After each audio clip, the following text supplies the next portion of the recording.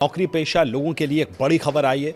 1 अप्रैल से कुछ नए बदलाव होने जा रहे हैं जो आपको जानना बहुत जरूरी है, क्योंकि हेलो फ्रेंड, कैसे हैं आप सब लोग। आई होप आप लोग बढ़िया हो। मैं के आर सैनी के आर विकास स्वागत करता हूं। दोस्तों, अगर आप एक कर्मचारी है तो 1 अप्रैल से आपकी सैलरी स्लिप में बहुत सारे बदलाव होने वाले हैं। पीएफ, ग्रेजुएटी, इनकम टैक्स को लेकर कई सारे नए नियम लागू होने वाले हैं 1 अप्रैल 2026 से। महंगाई भत्ता, 8 वेतन आयोग को एरियर को लेकर क्या कुछ अपडेट्स है उनके रिगार्डिंग बात करेंगे। संसद में जो पंकज चौधरी से सवाल किए गए थे 8 वेतन आयोग को लेकर, तो उनका क्या कुछ जवाब रहा वो भी देखेंगे। और 1 अप्रैल से क्या क्या बदलाव होने वाले उसकी रिगार्डिंग इस वीडियो में बात करने वाले हैं। सबसे पहले देखिए दोस्तों, अभी हाल ही में मोदी जी का एक स्टेटमेंट आता है कि जी, इस युद्ध के कारण दुनिया में जो कठिन हालात बने हैं उनका प्रभाव लंबे समय तक बने रहने की आशंका है।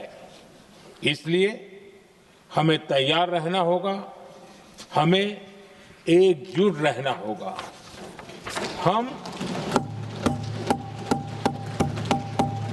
हम कोरोना के समय भी एकजुटता से ऐसी चुनौतियों का सामना कर चुके हैं। अब हमें फिर से उसी तरह तैयार रहने की आवश्यकता है। तो ये अपील की थी देशवासियों से, और इसका कई सारे अलग अलग नजरिए से लोगों ने इसको देखा। कई सारे साथी कह रहे हैं कि लॉकडाउन लगने वाला है या फिर पेट्रोल डीजल वगैरह है, उनकी पैनिक बाइंग होने लगी, तो कई सारी जगह उनकी किल्लत भी देखने को मिली है। इसके अलावा जो कर्मचारी वर्ग है वो कह रहे हैं कि 8 वेतन आयोग का एरियर अब नहीं मिलेगा। पिछले जो कोविड के अंदर 18 महीने का डीए फ्रीज कर दिया गया था। ये कहते हैं कि इकोनॉमी जो है, अर्थव्यवस्था की, भारत की इकोनॉमी ठीक है नहीं है। और ऐसा ही प्रयास लगाए जा रहे हैं कि अलग अलग जो है साथी वगैरह अलग अलग कर्मचारियों के द्वारा कि यहाँ पे अब एरियर के बारे में ऐसा कह दिया जाएगा कि एरियर देने में सक्षम नहीं है गवर्नमेंट, और आपको जो सैलरी बढ़ा दी जाएगी, बाकी एरियर आपको नहीं मिलेगा। महंगाई भत्ता भी जो देखिए अभी तक अनाउंसमेंट हो जाना चाहिए था, लेकिन अभी तक अनाउंसमेंट इसका नहीं हुआ। तो इसका मतलब ये नहीं कि आपको महंगाई भत्ता नहीं मिलेगा इस महीने में, नहीं तो आपका जो अप्रैल फर्स्ट वीक में इसका अनाउंसमेंट होके और अप्रैल की सैलरी में 3 महीनों के एरियर के साथ में भुगतान कर दिया जाएगा। जैसे कि आप सभी लोगों को पता है, एआईसीपी इंडेक्स के आधार पे आपका डीओडीआर बढ़ता है और उसके आधार पे 2% का महंगाई भत्ता आपका बढ़ना प्रस्तावित है। तो 2% हाउन से आपका 2% बढ़ जाएगा। जनवरी, फरवरी और मार्च का 3 महीनों पहले मिल जाएगा और आपको अप्रैल की सैलरी में लगा दिया जाएगा। 8 वेतन आयोग के एरियर को लेकर भी आपको डरने की आवश्यकता नहीं है। ये एक जो इशारा किया था मोदी जी ने कि अगर युद्ध लंबा चलता है तो थोड़ी सी यहाँ पे आप लोगों को एकजुट रहना पड़ेगा, पैनिक में नहीं आना पड़ेगा। ये एक रिक्वेस्ट थी। इसका मतलब अलग अलग तरीके से अलग अलग लोगों के द्वारा अलग यहाँ पे निकाले जा रहे हैं। अब देखिए पंकज जी चौधरी जो है, उन्होंने क्या कुछ सवाल इनसे किया गया संसद के अंदर और क्या इनका रिप्लाई रहा 8 वेतन आयोग को रिगार्डिंग। उसके बाद में फिर देखेंगे 1 अप्रैल से क्या कुछ बदलाव होने जा रहे हैं। तो सबसे पहले देखिए दोस्तों, यहाँ पे ये है 23 मार्च 2026, यानी ये जो अभी 2-3 दिन पहले की ही अपडेट है। यहाँ पे 8th सेंट्रल पे कमीशन को लेकर है श्री राजा ए, इन्होंने वित्त राज्य मंत्री से ये सवाल किए थे। इनको हिंदी में देख लेते हैं, थोड़ा सा समझने में आसानी रहेगी। चलिए इसको यहाँ पे देखिए।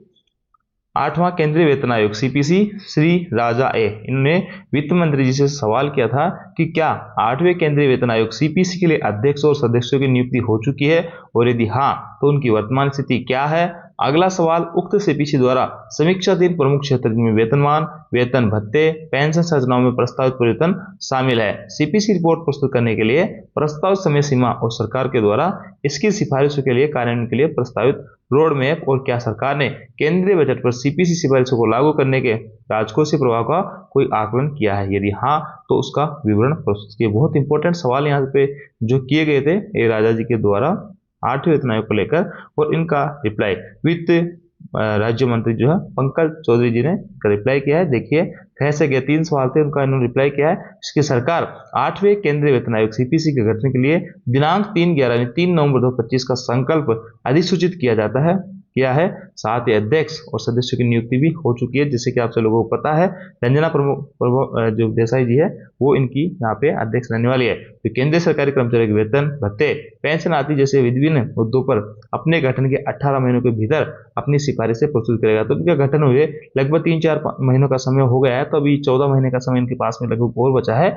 आगे देखिए 8वें सीपीसी की सिफारिशों का राजकोषीय प्रभाव तभी पता चलेगा जब 8वें सीपीसी द्वारा सिफारिश की जाएगी, और और सरकार द्वारा स्वीकार कर ली जाएगी। ये बिल्कुल सही है कि अभी पहले कैसे बता सकते हैं कि राजकोष से कितना प्रभाव पड़ेगा इकोनॉमी के ऊपर, वो क्या चीजें यहाँ पे सरकार दे रही है, कितना पेमेंट फैक्टर दे रही है, कितनी सैलरी पेंशन यहाँ पे हाइक हो रही है, उसी के आधार पे एक अंदाजा लगाया जा सकता है कि कितना जो है इकोनॉमी के ऊपर प्रभाव यहाँ पे आने वाला है सैलरी और पेंशन में बढ़ोतरी होने से। तो ये देखिए यहाँ पे सवाल, और सवाल जो है यहाँ पे नए किए गए थे, लेकिन जवाब जो है वही जो हमेशा यहाँ पे देते आ रहे हैं कि वही नोटिफिकेशन हो चुका है, 18 महीने का समय है, और जो है यहाँ पे इकोनॉमी की जो प्रभाव रहने वाला है वो इम्प्लीमेंट के बाद ही हम बता सकते हैं। ये सवाल जवाब यहाँ पे चले हैं, पंकज चौधरी के द्वारा ये जवाब दिए गए हैं 8वें वेतन आयोग को लेकर। अब देखिए दोस्तों, 8वें वेतन आयोग जो 1 अप्रैल से क्या कुछ चेंजेस होने वाले हैं, तो यहाँ पे न्यूज 24 डिजिटल की तरफ से एक रिपोर्ट है, वो मैं आप सभी लोगों को साथ दिखा देता हूँ। उसमें कई सारी चीजें आपके यहाँ पे क्लियर हो जाएगी। लोगों के लिए एक बड़ी खबर आई है।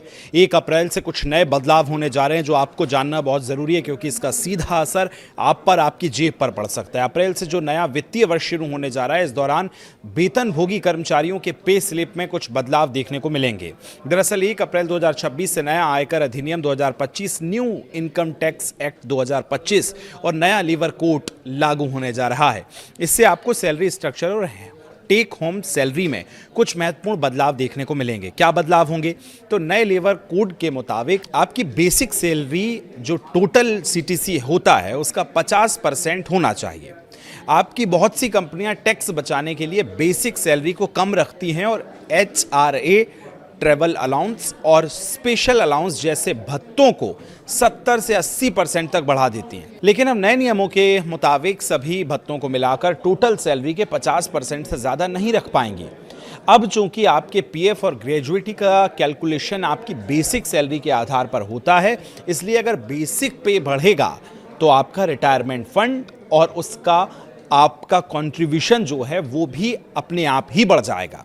पीएफ ज़्यादा कटने का असर आपकी टेक होम सैलरी पर पड़ सकता है। पीएफ ज़्यादा कटने से हाथ में आने वाली सैलरी कुछ कम हो सकती है। हालांकि ये कंपनियों के मौजूदा स्ट्रक्चर पर भी निर्भर करेगा, यानी कि बेसिक पे 50% रखने का असर इस बात पर तय होगा कि अभी आपकी कंपनी ने आपकी बेसिक सैलरी कितनी रखी है। उदाहरण के तौर पर अगर अभी आपकी सीटीसी 50,000 रुपये है और बेसिक पे 25,000 है, यानी 50%, तो नए नियम का आप पर कोई असर नहीं होगा। आपकी इन हैंड सैलरी ज्यों की त्यों आपके अकाउंट में आएगी। अगर आपकी टोटल सैलरी 50,000 रुपये है और कंपनी टैक्स बचाने के लिए आपको सिर्फ 10,000 रुपये यानी 20% बेसिक पे दे रही है, तो बाकी 40,000 रुपये आपके अनाउंस में जोड़ रही है। तो इस स्थिति में कंपनी को आपकी बेसिक पे बढ़ानी होगी।